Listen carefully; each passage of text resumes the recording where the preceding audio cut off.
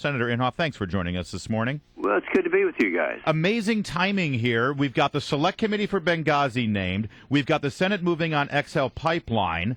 And suddenly we've got this all these warning signs about climate change and how it's too late to do anything almost from the administration. Well, I heard what John Podesta said. He's just wrong on this thing. And you guys and I have talked about this for a long time. In fact, this all started way back after the Kyoto came back. Remember Clinton, Gore, oh yes, all that. And they haven't been able to do it. Here's what's happening today, just to update it. I'm kind of glad that it is, because I've been missing this issue. People have had a wake-up call. They realize that it is, as my book says, a hoax. And look at the polling that's taking place right now. The last Gallup poll enlisting the 10 most serious environmental issues had this as dead last. And I can remember when it was number 1 and number 2 for a long period of time. But the big change has been this Tom Steyer. Have you guys talked about that on your show? This is that billionaire hedge fund guy who has pledged at least $100 million for midterms to support anyone who is in favor of all this climate change stuff, right? Yeah, in fact, he had 2 meetings. He had one big fundraiser, and he has a mansion overlooking the San Francisco Bridge. He had Obama at that one, and then he had one for, there are 6 Democrat incumbents. I don't know who they are, but they all were there, and the price for his, and he was very blunt about it. And in fact, I'm reading things right now, and legitimately, he has admitted that he's putting up of his own money $50 million, and he'll raise an additional $50 million. And the 2 things that he wants are, number 1, kill the XL pipeline, and number 2, revive the global warming issue, regardless, as you point out, regardless what you're calling it today.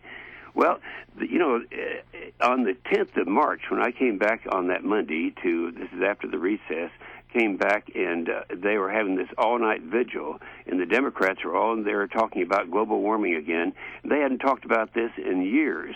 Yeah. But if you, you don't think $100 million will move people, you're wrong. Are you saying that this guy bought the U.S. Senate? Well, it's a pretty expensive price, I'd say that. You can buy it a lot cheaper than that. Well, he rented it for a day. Rented it for a few hours, I guess. Wow.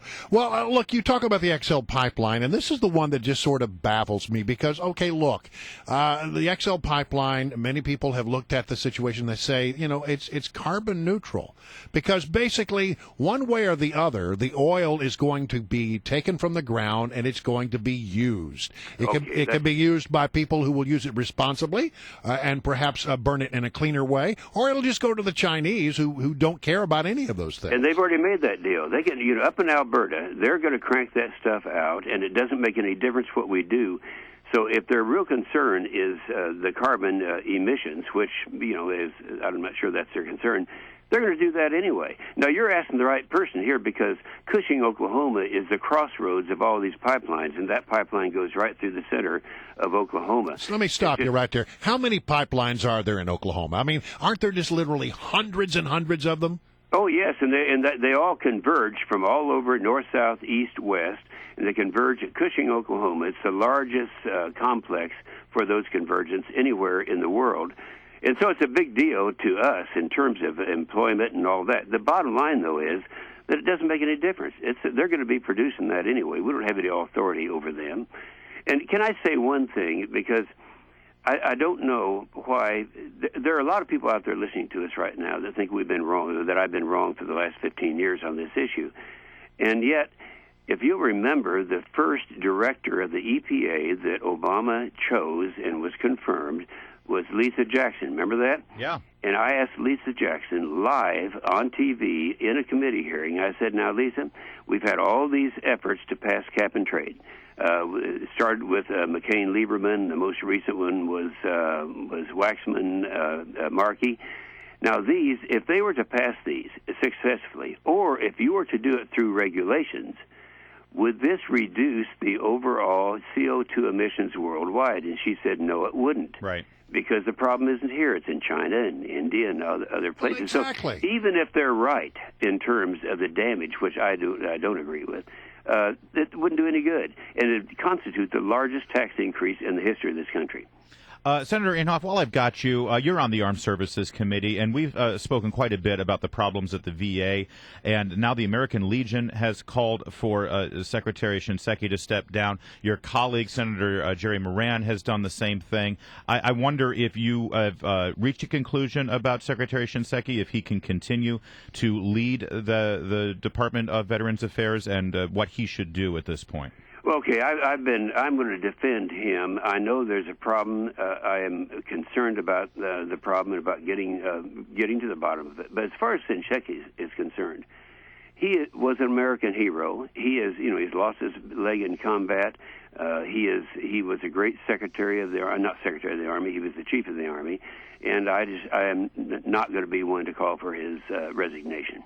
All right, thank you for that. I just wanted to get you on the record for it, and I appreciate it. Hey, can I ask you just to go back to the climate change here before we're out of time? Mm-hmm. You heard we started with John Podesta. You know what his plan is. He wants the president to use that pen and use that phone and do whatever they want, and they're doing it all under the guise of the Clean Air Act. Yeah, here's the problem with that. The Clean Air Act, now, the cost of doing this through legislation is between $300 and $400 billion a year, and that is a huge tax increase every year on the American people. But that would be to bring it up to only regulating those who emit more than 25,000 tons a year. The Clean Air Act is 250 tons a year. You guys, that means your homes, every church, every school would have to be regulated in the same way. So the $300 to $400 billion, it'd be far greater than that. And what are they using for science for justification for doing this? They're using the IPCC, which has been totally discredited. Totally. Can I just ask you one question? What's going on with all these earthquakes in Oklahoma? Well, I don't have the answer for that. We've always had, we're used to tornadoes, not earthquakes, but we'll survive. All right. See, we're used to you having answers on everything, Senator Inhofe. We were sure you could answer. I knew there got to be a joke question in there somewhere. I don't know. All right, Senator Jim Inhofe, thanks so much for joining us. Always great to have you, and thank you for continuing the fight against the propaganda we saw yesterday from the White House on climate change. Thank you, guys.